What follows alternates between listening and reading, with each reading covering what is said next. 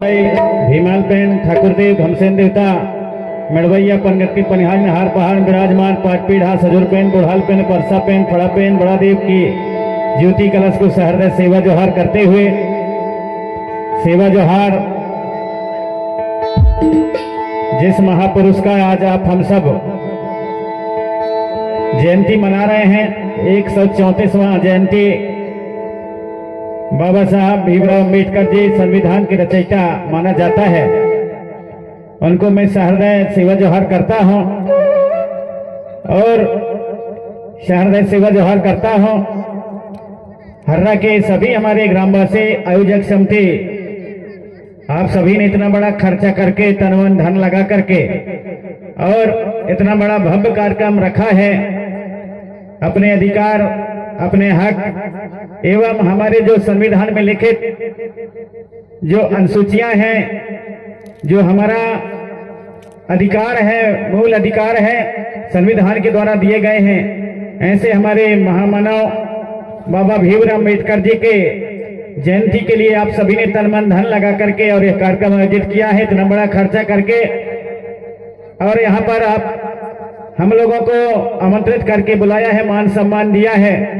इसके लिए सभी हमारे आयोजक समिति ग्रामवासी हर्रा के सभी ग्रामवासियों को सहृदय पितृशक्ति माता शक्तियों को सेवा जोहार करते हुए आदरणीय सम्मानीय हमारे आज के अध्यक्ष महोदय जी एवं हमारे सम्मानीय मुख्य अतिथि विशिष्ट अतिथि जो मंचासीन हुए हैं, आप सभी को सामूहिक रूप से मैं सेवा जोहार करना चाहूंगा। युवा शक्ति नन्हे मुन्ने बच्चों माता शक्ति पितृ शक्ति आप सभी को सहृदय सेवा जोहार। बड़े हर्ष का विषय है, बड़े सौभाग्य की बात है कि आज आप सभी हमारे ग्रामवासी हर्रा की ओर से और यह कार्यक्रम रखा गया और इसमें हमारे कलाकारों को भी यहाँ पर आमंत्रित किया गया है। साथ ही हमारे विचारवानों को जो समय समय पर समाज को चेतना देने का प्रयास करते हैं, समाज के हक अधिकार को और कैसे प्राप्त करें, वह हमारे शिक्षा व संस्कारों के लिए कैसे समाज को आगे आने होगा, उसके लिए अक्सर बात करते हैं, आप सभी को जगाने का प्रयास करते हैं। ऐसे सभी हमारे विद्वान जनों को, सभी हमारे समाज के शुभचिंतकों को यहाँ पर आमंत्रित किया है, उनके विचारों को भी आप सुनेंगे। अतः आप सभी को मैं सहृदय सेवा जोहार करना चाहूंगा। क्योंकि मुझे आज के इस कार्यक्रम का ज्यादातर मालूम नहीं था, बीच में हमारे यहाँ के ग्रामवासियों की ओर से एक फोन किया गया था कि हम कार्यक्रम रख रहे हैं हर्रा में, लेकिन मुझे मालूम नहीं था कि क्योंकि इसी प्रांगण में और हम लोग कार्यक्रम लेकर के गए हैं, मैं कोई दूसरा हर्रा समझ रहा था। क्योंकि दिन में जो कार्यक्रम था हमारा ग्राम चौराई जिला जबलपुर में था और वहां पर हम लोग अभी 9 बजे वहां से सैपुरा लौट करके आए और फिर यहाँ से फोन किया गया कि नहीं आपको आना है। तब बहुत से हमारे गाड़ी वालों को मैंने फोन लगाया, फिर बड़े मुश्किल से एक यादव की गाड़ी हमको मिली है और उस गाड़ी में यहाँ पर आपके बीच में आकर आप सभी के चरणों का दर्शन करने का सौभाग्य प्राप्त हुआ है। आज ही की तारीख में मेरा कार्यक्रम सरगुजा संभाग के एक छिंदिया गांव है, वहां पर हमारे धर्मगढ़ भैंसवाही वालों की ओर से जो गोंडवाना गोंडी धर्म संसद चलता है उसका कार्यक्रम था। वहां पर कई दिन से मुझे कह रहे थे कि आपको आना ही है, आधे घंटे के लिए क्यों ना हो, लेकिन क्योंकि हमारे इस क्षेत्र में बहुत से ऐसे कार्यक्रम थे, चौराई में भी कार्यक्रम था, इसलिए वहां पर प्रतिमा का अनावरण होना था हमारे डॉक्टर बाबा भीमराव अम्बेडकर जी का, इसलिए वहां पर नहीं जा सका छत्तीसगढ़। और मुझे सौभाग्य है कि आपके बीच में आने का मौका मिला। तो जैसा कि आप सभी जानते हैं, हम हक अधिकार की लड़ाई की बात करते हैं, तो हमारे जो बाबा भीमराव अम्बेडकर जी उनके विशेष योगदान है। उन्होंने संविधान में हमें हक और अधिकार हमारे जो हमें अधिकार दिए हैं बहुत से, लेकिन साथ साथ में हमारे चूंकि आज बाबा भीमराव अम्बेडकर जी की जयंती है, तो विशेष हमारे बाबा भीमराव अम्बेडकर जी के जयंती के उपलक्ष्य में उनके जो द्वारा किए गए कार्यों को आपके बीच में हमारे और समाज शुभचिंतकों के द्वारा रखा जाएगा। साथ ही और भी हमारी ऐतिहासिक सांस्कृतिक बातें आपके बीच में होंगे। साथ साथ जब हम बाबा भीमराव अम्बेडकर जी की बात करते हैं तो हमारे सामने हमारे ऐसे हमारे और भी महापुरुष जो संविधान में अपने अहम रोल निभाए हैं, जिनको हम जान नहीं सकते। हमारे मंडला सांसद मंगरू बाबू इनके का भी विशेष हाथ रहा है, जयपाल सिंह मुंडा, मारंग गांव के राम प्रसाद कोटाई जैसे ऐसे और भी जिन्होंने रूढ़ी प्रथा को विधि का बल और संविधान में बाबा भीमराव अम्बेडकर जी से बात करके और वहां पर दर्ज करवाया। ऐसे बहुत से हमारे ऐसे महापुरुष हैं। साथ ही और भी हम पहले जाएं तो हमारे बिरसा मुंडा के इतिहास जानने का हमें प्रयास करना चाहिए। तिलका मांझी, हमारे झानो बानो, कानो सिद्धू, शंकर साय, रघुनाथ साय, प्रभुचंद, भंजदेव, लालमान साय, ऐसे हमारे अनगिनत, बाबूराव शर्मा के ऐसे हमारे सूरवीर जिनके बदौलत आप हम सब आज हक और अधिकार हमें मिला है। और साथ ही पढ़ने और लिखने का अधिकार हमारे बाबा भीमराव अम्बेडकर जी ने संविधान में कुछ ऐसे दिए हैं, लेकिन संविधान को कहीं न कहीं आज खतरा मंडरा रहा है। और जो हमें अधिकार मिले हैं, मुझे नहीं लगता कि पूर्ण रूप से अभी भी हम लोग और उन अधिकारों को प्राप्त कर सकते हैं या स्वतंत्र हुए हैं, ऐसा नहीं लगता।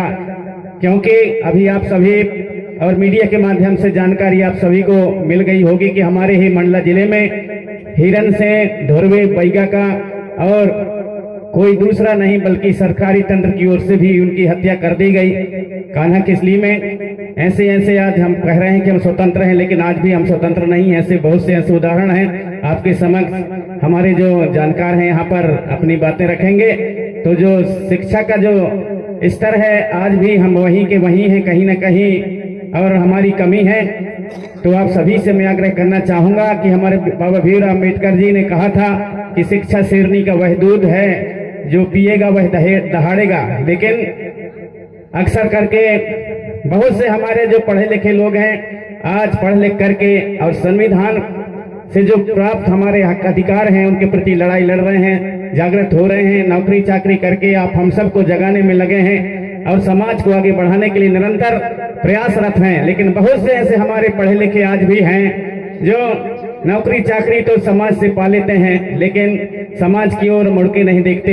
हम इस गांव के हमारे जो नौकरी में लगे हुए हमारे जैसे यहाँ पर मरावी जी आए हुए हैं जो शहडोल से, और यहाँ पर आप सबके बीच में आए हुए हैं, और भी हमारे यहाँ के कर्मचारी अधिकारी हैं जो समाज को निरंतर बढ़ाने के लिए प्रयास करते हैं। लेकिन बहुत से ऐसे हमारे समाज के ऐसे लोग हैं जो पढ़ लिख करके आगे बढ़ जाते हैं, समाज की ओर मुड़ करके नहीं देखते।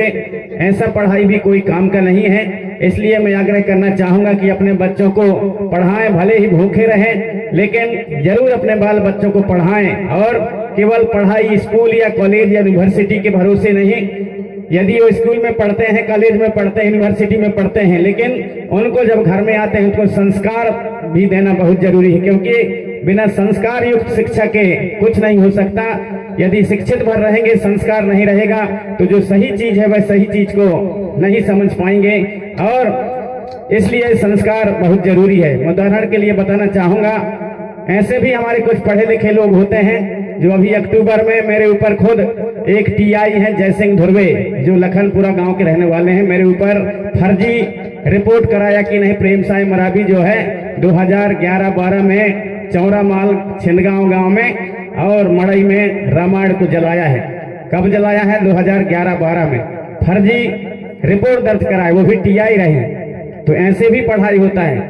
और जब वो जला रहा था तो एक टीकाराम मरकाम देखा था, वो टीकाराम मरकाम मर गया, उसका नाती मेरे को बताया, तो मैं रिपोर्ट करने के लिए आया हूँ, एसपी के यहाँ रिपोर्ट किया था। तो कथन जाकर के मैंने फिर जब मेरे को बुलाए शाहपुर थाना में, तब वहां पर बोले कि यार जिसका पूंछ ही नहीं, जिसका कान नहीं, जिसका नाक मुंह कुछ भी नहीं, ऐसे ऐसे रिपोर्ट करते हैं, ऐसे ऐसे यहाँ पर हमारे लोग रहते हैं। तो इस प्रकार के कुछ पढ़ाई होता है। एक और कोई एसडीएम था परस्ते, वो भी मेरे ऊपर रिपोर्ट किया था कि नहीं प्रेम सिंह मरावी ने आधी रात के स्पीकर बजाए हैं निवास में। उसके 10 साल तक हमारा पेशी चला था निवास में। तो ये सब पढ़ाई भी कोई काम का नहीं।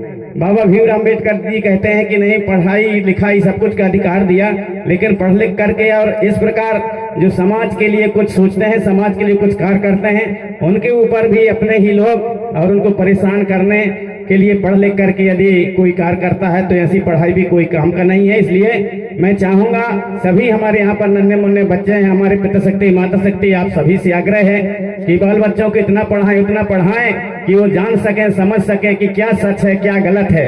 और सच और गलत का फर्क यदि पढ़ लिख करके समझ नहीं आया तो ना पढ़े लिखे और पढ़े लिखे में कोई अंतर मैं नहीं समझता। इसलिए आप सभी से आग्रह है कि इससे अच्छा तो बिना पढ़े लिखे ही हमारे पुरखा बढ़िया थे, जो हिल मिल करके रहते थे, अच्छा और बुरा का ज्ञान था उनमें। लेकिन पढ़ लिख करके और अच्छा और बुरा का ज्ञान यदि हमें फर्क मालूम नहीं है तो हमारी पढ़ाई लिखाई का कोई मतलब नहीं। तो बाबा भीमराव अम्बेडकर जी कहते थे इतना पढ़ें कि आप सही और गलत का फर्क समझ सकें, इतना पढ़ाई पढ़ें। तो आप सभी से आग्रह है, यहाँ पर नन्हे मुन्ने बच्चे हैं, आप सबके हाथों में आज मोबाइल का जमाना है।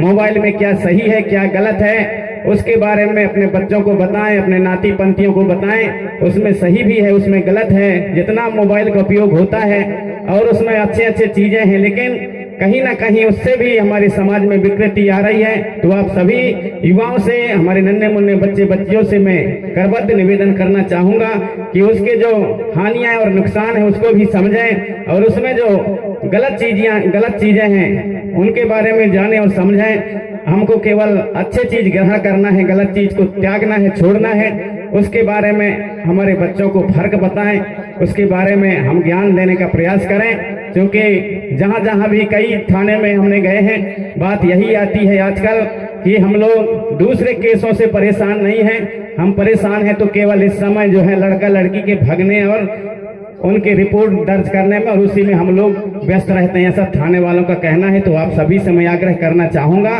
कि इस ओर भी आप हम सब पढ़ें लिखें और हमारे बाल बच्चों को पढ़ाएं लिखाएं और साथ में साथ हमारे संस्कारों को भी बचा करके रखें, ताकि हमारी पुरखौती व्यवस्था, हमारी रूढ़िगत व्यवस्था जिसे विधि का बल प्राप्त है वह आगे चल करके और कायम रहे, हम अपने अधिकारों को बचा सकें, हमारे मौलिक अधिकारों को बचा सकें। ऐसे आप सभी से आग्रह करते हुए और हमारे उड़वानी सुरलहरी के मिनी सुरलहरी तुरमाल आधार साहब मरावी जी को मौका दिया गया था कि आज के कार्यक्रम के बेला को प्रारंभ करें हमारी परंपरागत व्यवस्था के अनुसार सेवा जोहार गीत के माध्यम से। लेकिन उन्होंने कहा कि मुझे आप यहाँ पर हो तो आप शुरू करें। तो आप सभी के चाहत पर यह कार्यक्रम के बेला को और यह सेवा जोहार गीत के माध्यम से ग्राम हर्रा के समस्त शक्तियों के नाम पर, गढ़गढ़ियों की समस्त शक्तियां, गुणवाना भूमि की समस्त शक्तियों के नाम पर और यह सेवा जोहार गीत प्रस्तुत है।